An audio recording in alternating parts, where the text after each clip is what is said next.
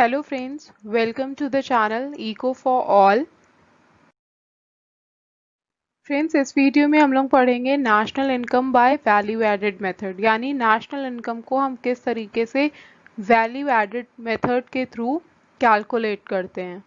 So this video is all about value added method.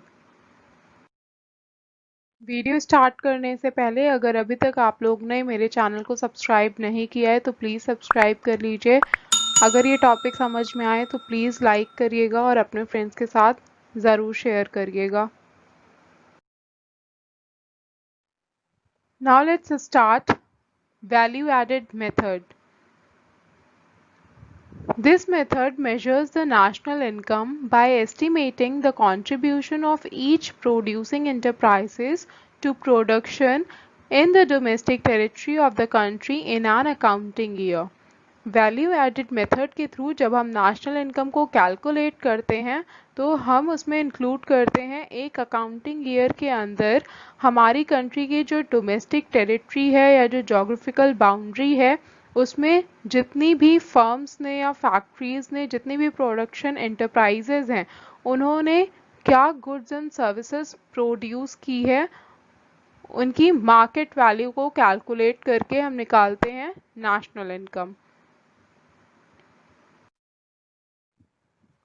Let's see what are the steps involved in calculating national income by value added method। जब हम value added method के through national income को calculate करते हैं तो क्या क्या steps हैं उसके लिए। So इसमें basically 3 steps हैं। पहला identification and classification of producing enterprises, दूसरा estimation of gross value added और third step is estimation of national income। सबसे पहला identification and classification of producing enterprises, यानी हमें सबसे पहले क्या करना है नेशनल इनकम कैलकुलेट करने के लिए जितनी भी हमारी कंट्री की डोमेस्टिक टेरिटरी के अंदर प्रोड्यूसिंग एंटरप्राइजेज हैं, यानी वो सारी फर्म्स और फैक्ट्रीज जो किसी तरीके का फिनिश्ड गुड या सर्विस प्रोड्यूस कर रही हैं, हमें उन्हें आइडेंटिफाई करना है और वो किस तरीके की गुड्स या सर्विसेज प्रोवाइड करवा रही हैं, किस तरीके का उनका प्रोडक्शन है, उसके अकॉर्डिंग हमें उन्हें अलग अलग सेक्टर्स में क्लासिफाई करना है। एक बार आइडेंटिफिकेशन और क्लासिफिकेशन हो गया, फिर हमें जो भी final goods and services produce हो रहे हैं उसका ग्रॉस वैल्यू एडेड कैलकुलेट करना है, मतलब उनकी टोटल मार्केट प्राइस क्या है उन फिनिश्ड गुड्स एंड सर्विसेज की।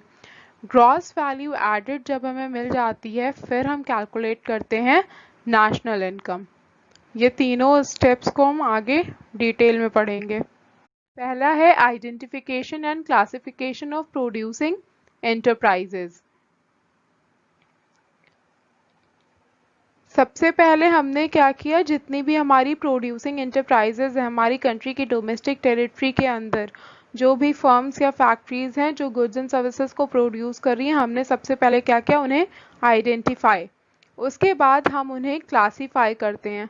जो क्लासिफिकेशन है इन प्रोड्यूसिंग एंटरप्राइजेस का वो 3 कैटेगरीज में होता है। पहला प्राइमरी सेक्टर, दूसरा सेकेंडरी सेक्टर और तीसरा आता है tertiary sector.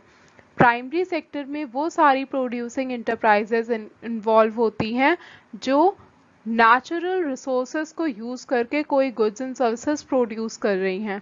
Example agricultural activity, animal husbandry, ये सारी क्या है, ये नेचुरल रिसोर्सेज को यूज कर रही हैं। दूसरा आता है secondary sector. Secondary sector meaning वो जो मैन्युफैक्चरिंग एक्टिविटी में इन्वॉल्व है, यानी जो रॉ मटेरियल्स को यूज कर रहे हैं और उनसे कोई फिनिश्ड गुड बना रहे हैं। टर्शरी सेक्टर को कहते हैं सर्विस सेक्टर, यानी जो भी सेक्टर्स जहाँ से भी हमें किसी तरीके की सर्विसेज मिल रही हैं, services like education, transportation, hospitals, ये सारी चीज़ें एक सर्विस प्रोवाइड करा रही हैं, तो ये जो सर्विसेज हैं वो आती हैं टर्शरी सेक्टर के अंदर में। नाउ लेट्स सी किस तरीके से ग्रॉस वैल्यू एडेड को एस्टिमेट करते हैं। Estimation of gross value added. Gross value added का मतलब क्या है, जितने भी फाइनल गुड्स एंड सर्विसेज हैं उनकी मार्केट प्राइस क्या है। सो इसको कैलकुलेट करने का जो फॉर्मूला है वो है value of output minus intermediate consumption, यानी जो finished goods and services produce हुई हैं जो हमकी वैल्यू, और उसमें से हम माइनस करते हैं इंटरमीडिएट कंजम्पशन। इंटरमीडिएट कंजम्पशन मतलब वो गुड्स जो एक बार प्रोड्यूस हुए लेकिन हम उनको अपने फिनिश्ड गुड को प्रोड्यूस करने में फर्दर इंक्लूड कर रहे हैं। सो इंटरमीडिएट कंजम्पशन को माइनस किया जाता है। इसका रीज़न ये है कि अगर इंटरमीडिएट कंजम्पशन माइनस नहीं करेंगे तो नेशनल इनकम में डबल काउंटिंग की प्रॉब्लम आएगी। वैल्यू ऑफ आउटपुट को कैलकुलेट करते हैं sales plus change in stock में, मतलब जितने total goods and services sale हुई हैं माइनस उसमें से करते हैं जितने हमारे आउटपुट में या स्टॉक में चेंजेस आ रहे हैं, तो हमें मिलता है वैल्यू ऑफ आउटपुट। तो इसका दूसरा फॉर्मूला ये भी कह सकते हैं कि sales plus change in stock minus intermediate consumption. Now let's see किस तरीके से नेशनल इनकम को एस्टिमेट करते हैं, estimation of national income. So national income को कैलकुलेट करने के लिए सबसे पहले हमें क्या करना है, GVAMP या GDPMP यानी gross value added at market price या gross domestic product at market price को कैलकुलेट करना है। और इसे कैलकुलेट करने के लिए सबसे पहले हम जितने 3 सेक्टर्स हैं हमारी इकोनॉमी के, प्राइमरी सेक्टर, सेकेंडरी सेक्टर और टर्शरी सेक्टर, इन तीनों सेक्टर्स के जो finished goods and services produce हो रहे हैं उनकी मार्केट वैल्यू को ऐड करते हैं। सो यहाँ पे यही दिया हुआ है, gross value added in primary sector, primary sector के जो फिनिश्ड गुड्स हैं उनकी market value, plus gross value added in secondary sector, secondary sector के जितने फिनिश्ड गुड्स हैं उनकी मार्केट वैल्यू को ऐड किया गया है, plus gross value added in tertiary sector, tertiary sector की जितनी फिनिश्ड सर्विसेज हैं उनकी मार्केट वैल्यू को ऐड किया गया। तो हमें मिल गया gross value added at market price या GDPMP। अब हमें निकालना है नेशनल इनकम। नेशनल इनकम कहते हैं NNP-FC को, net national product at factor cost, और हमें मिला क्या है, GDPMP, gross domestic product at market price. तो हमें सबसे पहले चेंज करना है ग्रॉस से नेट में, MP से FC में और डोमेस्टिक से नेशनल में। तो सबसे पहले ग्रॉस से हम नेट में कन्वर्ट करते हैं। ग्रॉस से नेट में कन्वर्ट करने के लिए हमें क्या करना होता है, डेप्रीसिएशन को सब्सट्रैक्ट। तो जब हम GDPMP में से डेप्रीसिएशन को सब्सट्रैक्ट करेंगे तो हमें मिलता है NDPMP, net domestic product at market price या net value added at market price, MVAMP। तो ग्रॉस से नेट में हमने कन्वर्ट कर लिया। अब कन्वर्ट करना है MP से FC में। MP से FC में कन्वर्ट करने के लिए हम माइनस करते हैं नेट इनडायरेक्ट टैक्सेस को। तो जब हमने net domestic product at market price में से नेट इनडायरेक्ट टैक्सेस को माइनस किया तो हमें मिल जाता है नेट डोमेस्टिक इनकम या net domestic product at factor cost या NVAFC, net value added at factor cost. दो चीज़ें चेंज हो गई है, एक ग्रॉस से हमने नेट में चेंज कर लिया, एक MP या मार्केट प्राइस से हमने फैक्टर प्राइस में चेंज कर लिया। लास्ट चीज़ बची हुई है डोमेस्टिक से नेशनल में कन्वर्ट करना है, तभी हमें मिलेगा NNPFC यानी net national product at factor cost. So domestic से नेशनल में कन्वर्ट करने के लिए हमें क्या करना है, NFIA net factor income from abroad को ऐड करना है। तो NDPFC में हम ऐड करेंगे net FIA net factor income from abroad, तो हमें मिल जाएगा नेशनल इनकम या जिसे कहते हैं NNPFC, net national product at factor cost. So ये फॉर्मूला है जिससे हम ग्रॉस वैल्यू एडेड मेथड के थ्रू नेशनल इनकम को कैलकुलेट करते हैं। वैल्यू एडेड मेथड के थ्रू नेशनल इनकम को तो कैलकुलेट कर लिया, लेकिन इसके कैलकुलेशन में कुछ प्रिकॉशंस भी लेनी ज़रूरी है। So let's see precautions involve in calculating national income by value added method.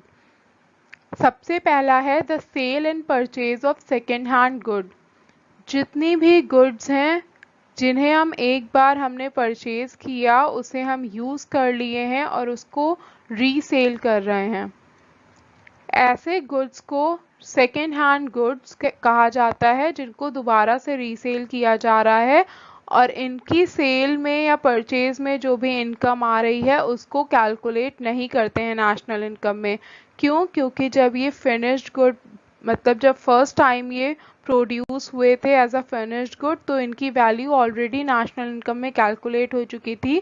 और इस टाइम जब ये रीसेल हो रहे हैं तो ये किसी भी तरीके का प्रोडक्टिविटी नहीं दे रहे हैं, तो इनको नेशनल इनकम में इंक्लूड नहीं करते हैं।